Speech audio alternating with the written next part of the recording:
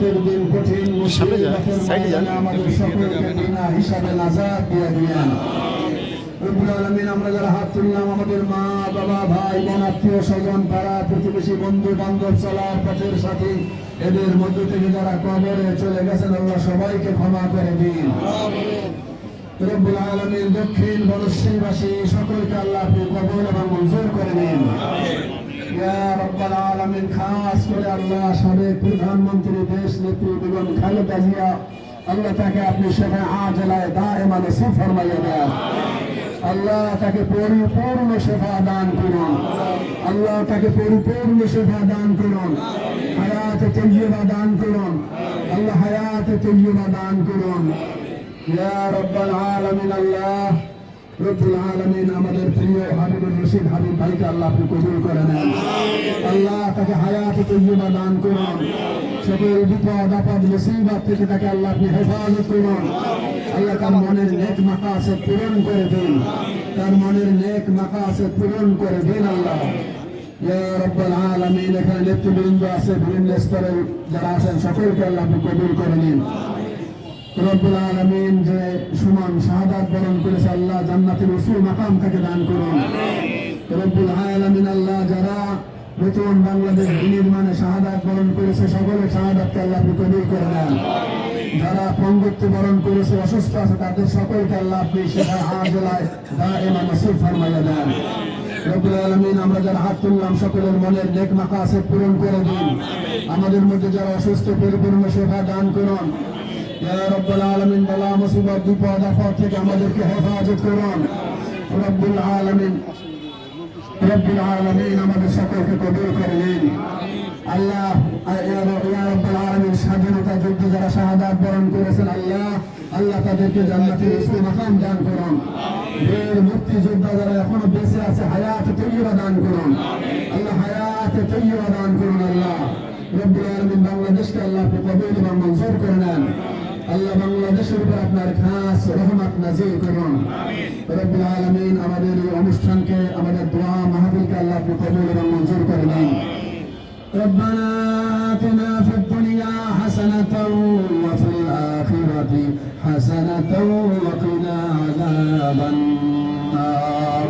ربنا ولا تحملنا ما لا طاقة لنا به واعف عنا واغفر لنا وارحمنا أنت مولانا فانصرنا على القوم الكافرين.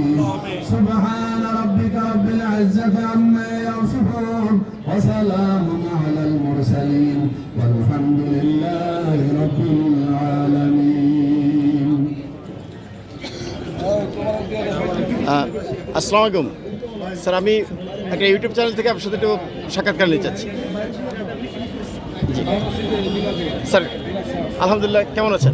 জি আলহামদুলিল্লাহ, ভালো আছি। একটু মাইকের সাউন্ড একটু প্লিজ, একটু মাইকের সাউন্ড প্লিজ একটু। স্যার, আপনি ঢাকা ৮ আসনে নির্বাচন করতে যাচ্ছেন। এটা হচ্ছে ৯ আসন নির্বাচন করতে যাচ্ছেন। এখানে জামাতের একজন প্রার্থী আছেন। এইখানেই মূলত এনসিপির মূল যিনি উদ্যোক্তা বা নাহিদ ইসলামের সাহেবের বসবাস এবং ওনার অঞ্চল এটা। তো সেক্ষেত্রে জামাতের সাথে বিএনপির যে অ্যালায়েন্সটা ভেঙে যাওয়ার পরে জামাতের সাথে আমাদের এখানে বিএনপির যে মূল যে বিরোধিতা, সেখান থেকে দাঁড়িয়ে আপনার মানে পদ্ধতি কি করতে চাচ্ছেন আপনি? ধন্যবাদ আপনাকে। প্রথমে হচ্ছে যে আমি এখানে মূলত আজকে এসেছি আমাদের জুলাই যোদ্ধা শহীদ সালাউদ্দিন সুমনের কবর জিয়ারত করার জন্য। এছাড়া আমাদের আরেক জুলাই যোদ্ধা আছে কামরুল, সে পঙ্গুত্ব বরণ করেছে, তার সাথে সাক্ষাৎ করার জন্য এবং আমাদের দেশ নেত্রী বেগম খালেদা জিয়ার জন্য দোয়া মাহফিলে আয়োজন করেছে, ওনার জন্য সুস্থতার জন্য দোয়া করার জন্য। মূলত আমি বলতে চাই যে আমি এই এলাকারই সন্তান, এই এলাকায় আমার বেড়ে ওঠা। আমি এই এলাকার মাটি ও মানুষের সাথে আমার একটা হৃদয়ের সম্পর্ক রয়েছে। যে এখানে আসলে আমরা এই এলাকা ঢাকা ৯কে আমি প্রথম বলেছি যে আমরা একটা মডেল ঢাকার মধ্যে একটি মডেল ঢাকা ৯ গড়ে তুলতে চাই, যেখানে যার অধিকার, যার সবাই মনে করবে যে এই এলাকাটা তার নিজের এলাকা, এই এলাকা ভালো মন্দের ভাগিদার তার সবাই, এবং এই এলাকার প্রতি অধিকার সবার সমান অধিকার থাকবে, এবং এই এলাকাতেই সন্ত্রাস মুক্ত, মাদক মুক্ত, দুর্নীতি মুক্ত থাকবে। এই এলাকার সবাই তার সুশাসন প্রতিষ্ঠিত হবে, এবং এই এলাকার উন্নয়নের জন্য এই এলাকার মানুষের, এই এলাকার প্রচুর উন্নয়ন কর্মকাণ্ড দরকার। সেই উন্নয়নের জন্য আমরা সবাই মিলে ঐক্যবদ্ধভাবে চেষ্টা করব। আর এই প্রক্রিয়া আমাদের এই এলাকাকে যারা এখানে নির্বাচন করছেন, আমি বিশ্বাস করি তারা সবাই এই এলাকায় উন্নয়নে করতেই চান। যদি তারা এলাকার উন্নয়নে বিশ্বাসী হন তাহলে তার অন্য রাজনৈতিক দলের হতেই পারে, কিন্তু এলাকার প্রশ্নে তো সবাই এক থাকাও প্রয়োজন। আমি মনে করি যে আমরা যদি নির্বাচিত হই অথবা আমরা যারা রাজনীতি করি, আমরা আমাদের মূল কাজ হচ্ছে জনগণকে ভালোবাসা, জনগণের ভাগ্য উন্নয়ন করা, এলাকার উন্নয়ন করা এবং জনগণের অধিকারগুলি প্রতিষ্ঠা করা। সেই ক্ষেত্রে আমরা সবাই ঐক্যবদ্ধভাবেই কাজ করব।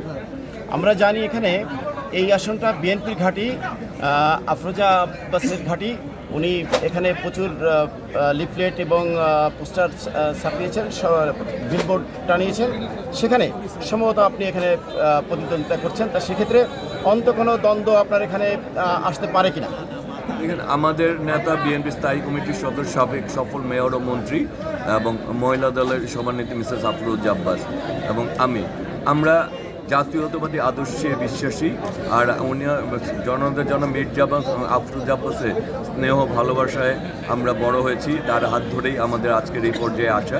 আমরা ঐক্যবদ্ধ থেকেই এলাকার ব্যাপারে কাজ করি। আর আমাদের জনতার জন্য মির্জা আব্বাসই শিখিয়েছেন যে ঐক্যবদ্ধভাবে দলমত নির্বিশেষে এলাকার উন্নয়নে সবাই ঐক্যবদ্ধতায় কাজ করতে হবে।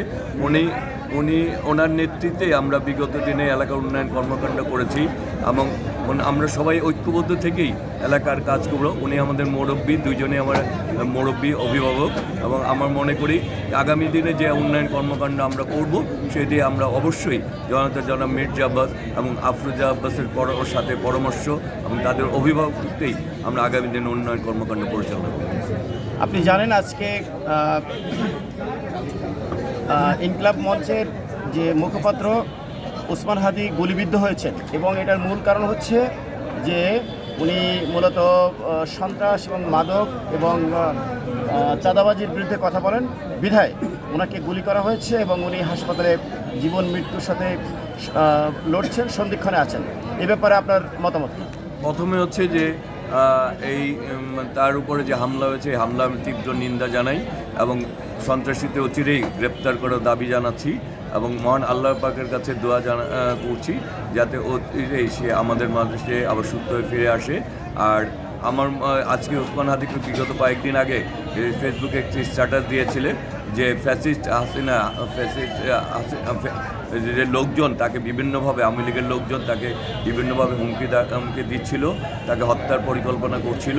তাই আমার মনে হয় যে এই ঘটনার সুষ্ঠু তদন্ত করার মাধ্যমে যারাই জড়িত তাদেরকে এই আইনের আওতায় এনে ভবিষ্যৎ যাতে আর এরকম কেউ কোনো সন্ত্রাসী কর্মকাণ্ড ঘটাতে না পারে সেই ব্যাপারে ব্যবস্থা নেওয়া উচিত, যাতে করে এই ঘটনাই শেষ ঘটনা হয়। স্যার, আমি আপনাকে 3টে প্রশ্ন করবো। তার ভিতরে একটা হচ্ছে, আপনি কি মনে করেন যে ওসমান হাদির পরে এই যে আক্রমণ আসছে, যে নির্বাচনটা হচ্ছে ফেব্রুয়ারিতে, এই নির্বাচন বানচাল করার একটা ষড়যন্ত্র হতে পারে বলে আপনি মনে করেন?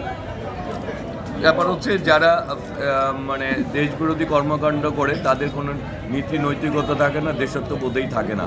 সুতরাং সন্ত্রাসীরা তাদের কর্মকাণ্ড করার চেষ্টা সরকারের উচিত তা প্রতিহত করা।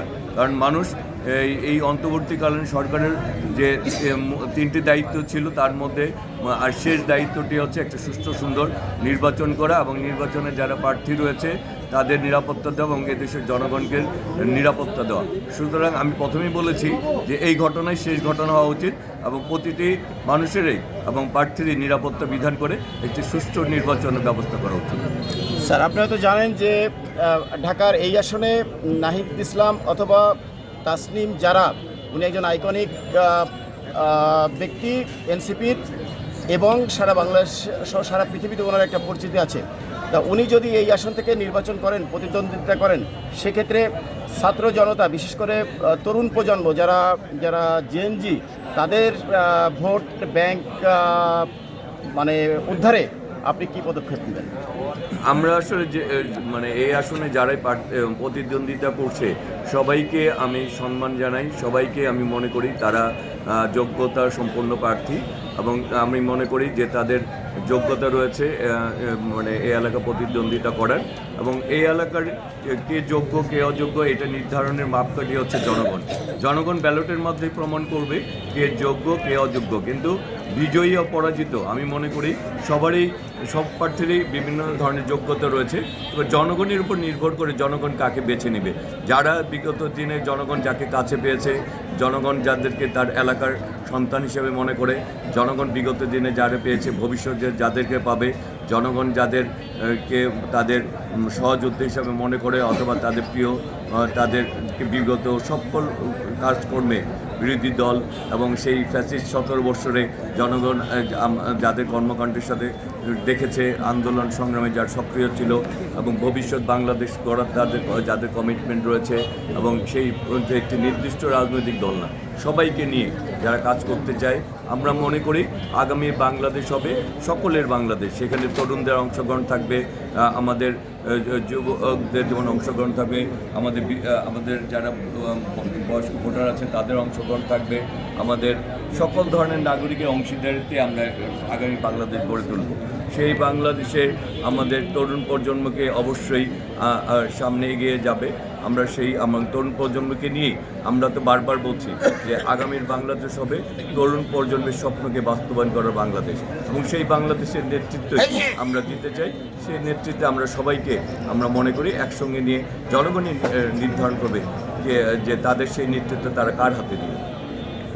আমার পরবর্তী প্রশ্ন হচ্ছে স্যার, 31 দফা যে রোডম্যাপ আপনারা প্রচার করছেন, যদি সরকার গঠনের সুযোগ আপনারা পান, জাতীয় সরকার গঠনের প্রস্তাব আপনারা দিয়েছেন যে আপনারা জাতীয় সরকার গঠন করবেন, এবং আপনারা যদি সত্যি গভর্নমেন্টে যেতে পারেন, তাহলে আপনারা কি 31 দফা বাস্তবায়ন করার চেষ্টা করবেন, নাকি এটা শুধুমাত্র স্লোগান হয়ে থাকবে? না, 31 দফাটা আসলে 19 দফা, পরবর্তীতে 27 দফা, পরবর্তীতে এটাকে সবার সাথে আলোচনা করেই 31 দফা এই বাস্তবায়ন করার জন্যই আমরা কাজ করে যাচ্ছি। 31 দফার মাধ্যমে আগামী দিনে আমি আমার বক্তৃতায় বলেছি যে আগামী দিনে আমরা এমন একটি বাংলাদেশ চাই যে বাংলাদেশে সকল মানুষের ভোটাধিকার থাকবে, গণতান্ত্রিক অধিকার থাকবে, যেই বাংলাদেশের মালিকানা সবাই পাবে, যে বাংলাদেশ মানুষ তার শিক্ষার অধিকার পাবে, স্বাস্থ্য রক্ষার অধিকার পাবে, খাদ্যের অধিকার পাবে, বাসস্থানের অধিকার পাবে, যে বাংলাদেশকে আমরা নতুনভাবে গড়ে তুলব, যাতে করে এই বাংলাদেশ একটি স্বয়ংসম্পূর্ণ এবং আধুনিক এবং ভবিষ্যৎ প্রজন্ম উপযোগী করে গড়ে তোলা যায়। সুতরাং সেটা আমরা বিএনপির ভারপ্রাপ্ত চেয়ারম্যান জনাব তারেক রহমানের নেতৃত্বে 31 দফার ভিত্তিতেই আমরা সেই বাংলাদেশ গড়ে তুলব। আপনার কাছে আমার শেষ প্রশ্ন, তা হচ্ছে আপনি যে আসনে দাঁড়াতে চাচ্ছেন, এই অঞ্চলটা ঢাকার একটা সাইড, তো সেক্ষেত্রে দক্ষিণ বনশ্রী, রামপুরা বনশ্রী তথা মুগদা এই অঞ্চলে প্রচুর নাগরিক সমস্যায় মানুষ জর্জরিত। বিশেষ করে এই অঞ্চলে ভালো মানের একটা হসপিটাল নাই, একটা শিক্ষা প্রতিষ্ঠান নাই, এবং এখানে মূল সমস্যা বাড়িওয়ালারা যারা ভাড়াটিয়া তাদের পরে অত্যন্ত অমানবিক ব্যবহার করে। এই ব্যাপারে আপনি নাগরিক সুযোগ সুবিধা পেতে নাগরিকদের জন্য আপনি বিশেষ করে মধ্যবিত্ত জনগণ এবং অবহেলিত যেসব দরিদ্র জনগোষ্ঠীর বসবাস এই অঞ্চলে, তাদের জন্য আপনি কি পরিকল্পনা করছেন, প্লিজ? এটা আমার শেষ প্রশ্ন। আমাদের এই এলাকাটি মাত্র উন্নয়নের ছোঁয়াল, আমাদের কিছু এলাকা রয়েছে, আগে ইউনিয়ন ছিল, এখন সেগুলি ওয়ার্ডে সিটি কর্পোরেশন আওতাভুক্ত হয়েছে। তারপরেও এখানে রাস্তাঘাটের সমস্যা রয়েছে, আমাদের এখানে শিক্ষা প্রতিষ্ঠানের কিছু সমস্যা রয়েছে, আমাদের এখানে স্বাস্থ্যসেবার সমস্যা রয়েছে।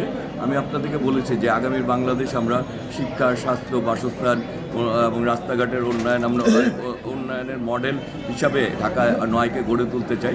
সুতরাং সেই ক্ষেত্রে তো আমাদের মূল লক্ষ্যই হচ্ছে এই এলাকার মানুষের যে সকল সমস্যা রয়েছে সেই সমস্যাগুলি সমাধান করে এবং সুযোগ সুবিধা বৃদ্ধির মাধ্যমে এই এলাকার উন্নয়নের মডেল এলাকা হিসেবে গড়ে তোলা, এবং আমরা ইনশাল্লাহ সেটি করব। আর কেউ যদি কারো উপরে কোনো ধরনের কারো অধিকার খর্ব করে, সেই ক্ষেত্রে সেটি অবশ্যই আইনি প্রক্রিয়া রয়েছে।